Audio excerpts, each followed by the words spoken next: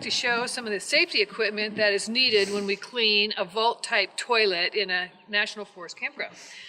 One of the first things that we require of our hosts is to wear a mask, a good tight one, especially in the springtime when they're cleaning out mouse debris and other dust, because dust-borne pathogens can cause illness like hantavirus. So that one's a very important one.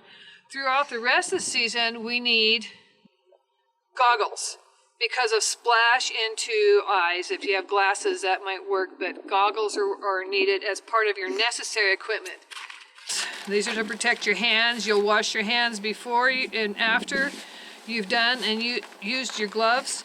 They should be long to protect sleeves. They can get disposable ones too that are fine. These should be washed halfway through the season just to keep them clean on the inside as well. So there's your gloves.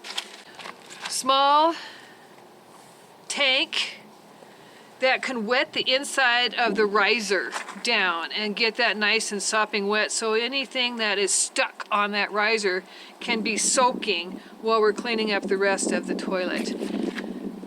For cleaning the riser, a double-sided bucket is ideal. It uses two sides, one for scrubbing the inside of the riser, another for scrubbing the outside of the riser. And these are clearly marked so that we don't mix up our water. We fill these up most of the way with water, and you'll put in your bleach product for sanitizing and your soap. Some chemicals have the disinfectant in it already, and then you just have one thing to add. We have two brushes. This brush would be considered for the outside of the riser, for the toilet, outside of the toilet seat and the toilet seat itself, and it would go on the side of the bucket that was clearly marked for the outside of the toilet. This brush is a very stiff natural bristle. It goes on the inside of the toilet, and it's used to scrub off the dried on feces.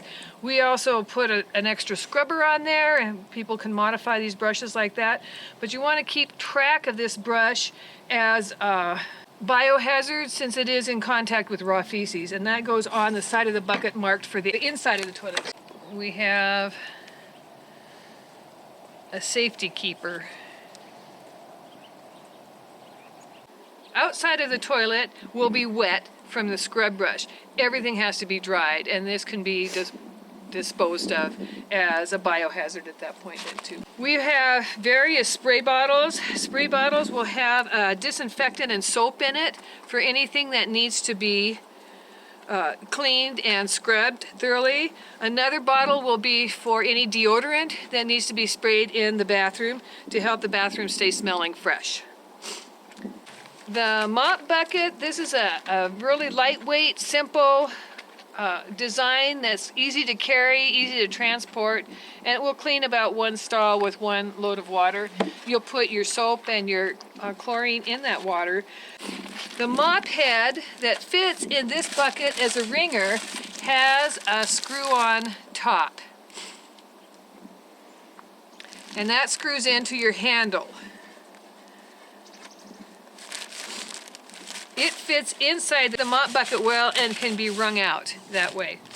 Another type of mop configuration is one that has the clamp on. This is better used in a press type bucket, not the small wringer buckets. Then we have a broom, carry and handle if you want to modify your broom, and another type of broom that'll get into corners.